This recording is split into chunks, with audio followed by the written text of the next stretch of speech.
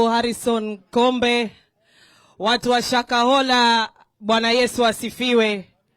Na kwa wale ndugu zetu wa Kiislamu, assalamu alaikum. His Excellency Raila Amolo Odinga, our Deputy Governor, Women Representative, mbunge, MCAs na viongozi wote ambao mko hapa.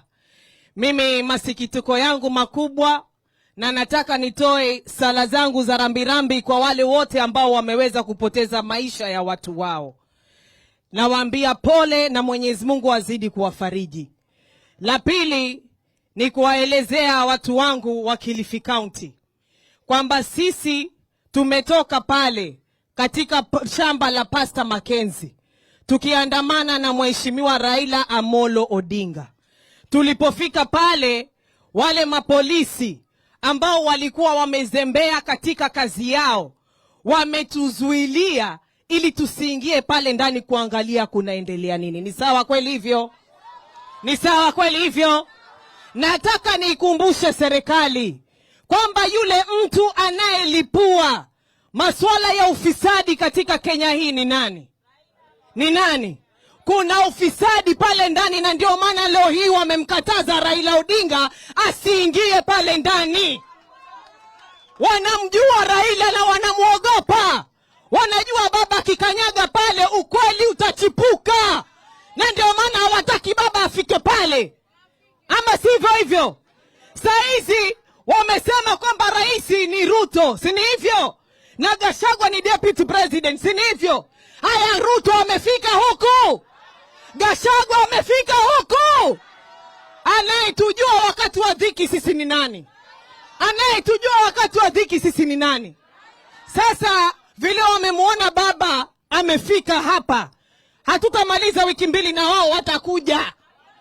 Lakini wakija waambieni kwamba Raila Amolo Odinga amewatangulia.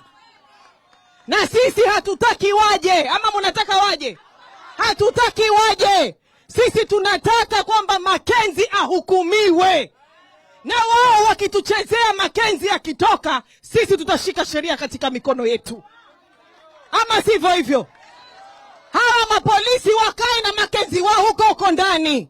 Lakini Mackenzie akitoka tu atapambana na sisi wananchi hapa wa Kilifi. Na hatutaki mchezo. Nataka pia vile vile niambie serikali ya Kenya Kwanza. Saizi wao wanasema ati kwamba mapolisi hawawezi kwenda kuchimbua makaburi pale. Tumeelewana hivyo?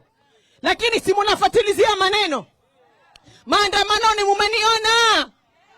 Paka nikashikwa. Sasa hawa mapolisi wenye ambao wanakuja kunishika mimi katika maandamano baba. Mtu ambaye sina bunduki, sina kisu, sina jiwe.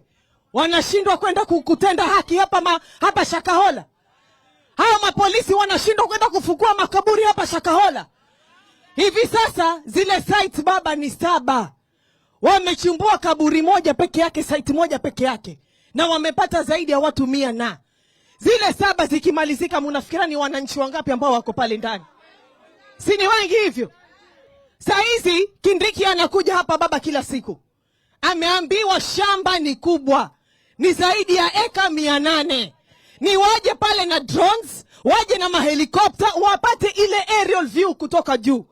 Lakini sisi helikopta zetu ni za kubeba mabibi, wasijui bibi ya Gachagua, sijui bibi ya nani, sijui bibi ya nani, ndo anazunguka na helikopta, na sisi huko watu wetu wanazidi kuoza katika makaburi. Mimi nazungumza na uchungu. Kwa sababu pale katika bunge la kitaifa kila mtu anajua ni Malindi. Watu wanatuuliza maswali mimi na Mheshimiwa Harikombe. Leo hii mapolisi pamoja na serikali wanajua haya maneno yalivyokuwa. Raisi anapata intelligence report karibu kila wiki. Anakaa na maofisa wote. Anakaa na mawaziri wote. Jambo la muhimu kama hili hakulisikia. Hakuliona. Serikali hii ni serikali ya kufata maandamano, lakini si serikali ya kujali maslahi ya wananchi. Na ndio maana sisi mkituona tunafanya maandamano, tunafanya kwa haki. Bei ya maisha huko haijapanda. Unga uko gali ambao uko gali. Kusomesha watoto ni gali si gali. Mafuta ni gali si gali. Yani kila kitu kimekuwa ghali baba. Saizi jua matatizo yote hayo wametupatia tena na Makenzi mwenye ambaye ameweza kuua watu wetu. Mimi baba nimehuzunika sana katika moyo wangu.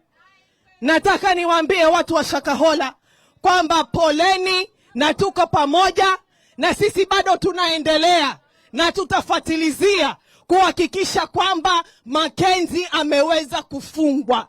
Na kama hatafungwa, akiachiliwa.